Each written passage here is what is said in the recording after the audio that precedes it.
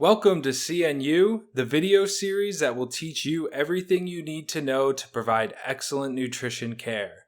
In this video, I am going to review tube feeding formula. By the end of the video, you should be able to identify the 4 categories of formula that are available, understand differences in water, fiber, and protein content of different formulas, and hopefully choose an appropriate formula for your patients. If you find this video helpful, go ahead and hit that subscribe button. Let's get started.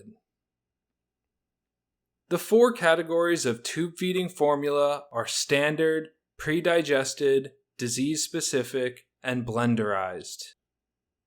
Standard formulas are also known as polymeric. These formulas contain intact macronutrients that the body must break down to be absorbed. This is in contrast to pre-digested formulas, which contain macronutrients that are already broken down to maximize absorption. When the nutrients come in shorter chains, a formula may be referred to as hydrolyzed.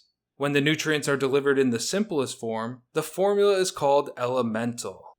Then we have disease-specific formulas, which are sometimes called specialized formulas. These have a nutrient profile that addresses a metabolic condition or organ dysfunction. Examples include a formula designed to best manage chronic kidney disease and a formula designed to control diabetes. The 4th category of formula is blenderized. These formulas contain a mixture of whole foods that have been pulverized into a liquid. Instead of being composed of various isolated components of food, blenderized formulas use a number of ingredients that we all know and understand to be health promoting.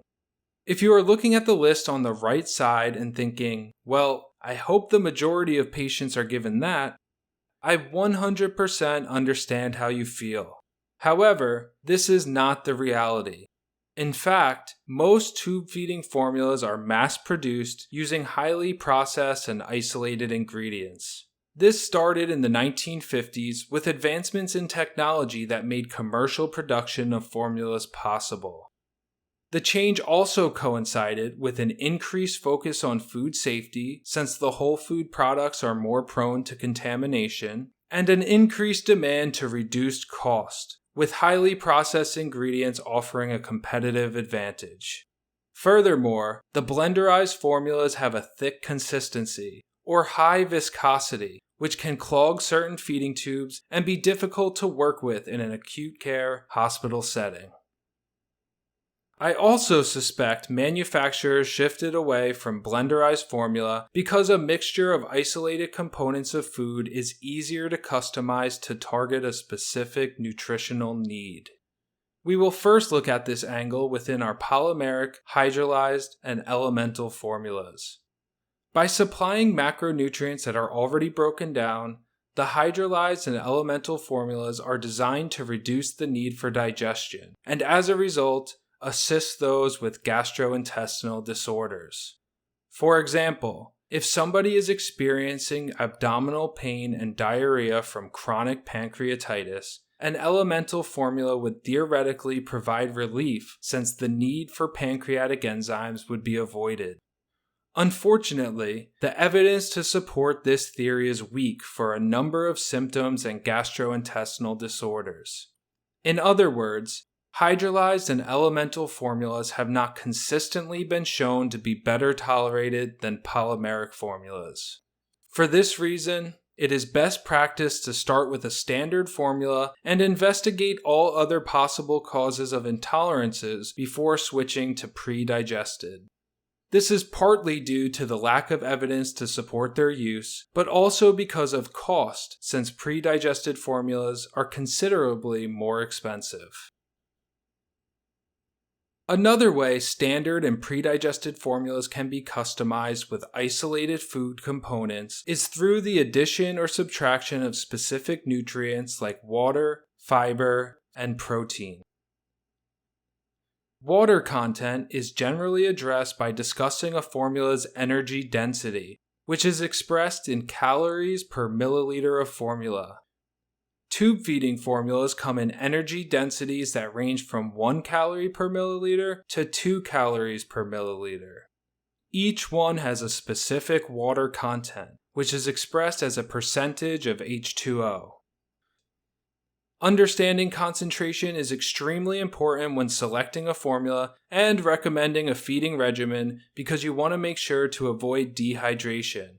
At the same time, you also want to make sure you are not giving the patient too much water or contributing to a state of fluid overload. Two common conditions that require fluid restriction are end-stage renal disease and congestive heart failure. With these conditions, a concentrated formula is usually best. For instance, to give a patient 1800 calories of a 1.2 calorie formula, you would have to provide 1.5 liters. But with a 2.0 calorie formula, you would only have to provide 0.9 liters. That's more than half a liter difference without sacrificing any energy. Fiber can be added to a formula with a few goals in mind. 1. To treat constipation or diarrhea. 2. To improve glycemic response to feeding. And 3. To promote the growth of beneficial gut bacteria. When considering GI issues like constipation and diarrhea, it is always important to consider the source of fiber added. Soluble fiber may assist in the treatment of diarrhea by gelatinizing the stool, whereas insoluble fiber can exacerbate the issue. In addition to this, both types of fiber can contribute to gas and bloating. So, if a patient has these symptoms, it may be worth using one that is fiber-free. Although there is some evidence to support the use of fiber for the goals I have mentioned, it is not recommended as a preventative measure or prophylaxis for an anticipated occurrence of constipation, diarrhea, or poor blood glucose control. Protein is a common emphasis in tube feeding formulas because many tube feed dependent patients have an increased need for it. This is the case when there is a significant surgical wound or pressure injury, in the setting of critical illness, trauma, or burns, and with chronic diseases like cancer, end-stage renal disease, and cirrhosis. When choosing a formula, it is very important to assess if this increased demand can be satisfied. Taking two popular formulas Ingevity 1.5 and Pivot 1.5, we can see that in 1 liter of formula, the former provides 63.8 grams of protein, while the latter provides 93.8 grams of protein. Using the higher protein formula allows us to provide adequate protein without giving too many total calories and increasing the risk of overfeeding. Much like the standard and pre-digested formulas, the disease-specific formulas also benefit from the ability to customize the nutrient profile using isolated food components. As a reminder, these formulas have a nutrient profile that addresses a metabolic condition or organ dysfunction, and examples include a formula designed to best manage chronic kidney disease and a formula designed to control diabetes. In the setting of kidney disease, or renal disease, the body has a decreased ability to remove fluid and electrolytes.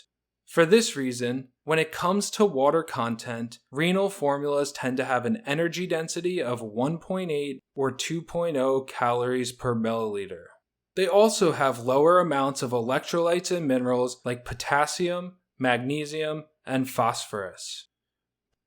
One other nutrient that is altered in renal formulas is protein. Renal formulas that are designed for patients who are on dialysis have high protein content to help meet the increased demand of that procedure and disease state. Other renal formulas will contain low protein content, which is designed for patients who have advanced chronic kidney disease but are not on dialysis and wish to slow the progression of the disease. With diabetes, the body has a decreased ability to control blood glucose levels.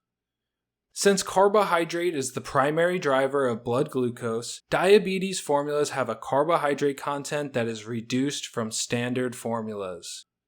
This is accompanied by a fat content that is higher than standard formulas to account for the calories taken away in the form of carbohydrate. Diabetes formulas also have fiber added to them, since fiber slows the absorption of carbohydrate. Comparing a standard formula with a diabetes formula, we can see that in 1 liter there is a reduction of 55 grams of carbohydrate, but only 1 gram of fiber and 21 grams of fat. When strictly considering blood glucose control, the diabetes formula absolutely provides an advantage. However, the high fat content may not be best for a patient with gastroparesis and/or persistent gastrointestinal issues. Additionally, a diabetes formula may not provide enough protein for patients who have an increased demand for it. Among other disease-specific formulas, we have an option designed for wound healing, which helps to meet an increased demand for protein. Then we have formulas designed for immunonutrition with ingredients to reduce inflammation like omega-3 fatty acids and L-arginine, and ketogenic formulas, which are very low carbohydrate and high fat. These are used to treat seizure disorders that do not respond to medical treatment. Just because a patient has a condition, it does not mean that they must receive the disease-specific formula. For example, just because a patient has diabetes does not mean they must receive the one that is designed for diabetes. Each patient and situation is unique. Here is a summary for this lesson. The 4 categories of tube feeding formula are standard, pre-digested, disease-specific, and blenderized. Standard contain intact macronutrients that the body must break down to be absorbed, while pre-digested contain macronutrients that are already broken down to maximize absorption. Disease-specific have a nutrient profile that addresses a metabolic condition or organ dysfunction, and blenderized contain a mixture of whole foods that have been pulverized into a liquid. Blenderized contain the most desirable ingredients, but are not used as often as the others because of concerns for food safety, high cost, and high viscosity. The others tend to be composed of highly processed and isolated ingredients, yet they offer a distinct advantage when it comes to customization of nutrients.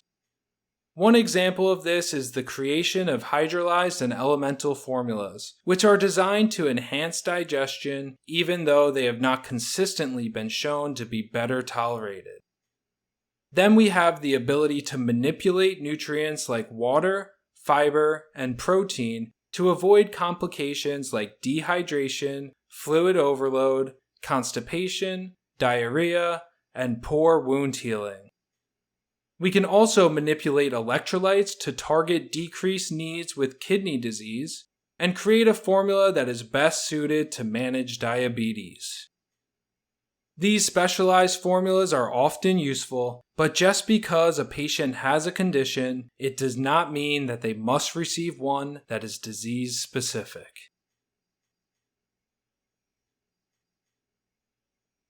Thank you for watching. Check out these videos for more content just like this.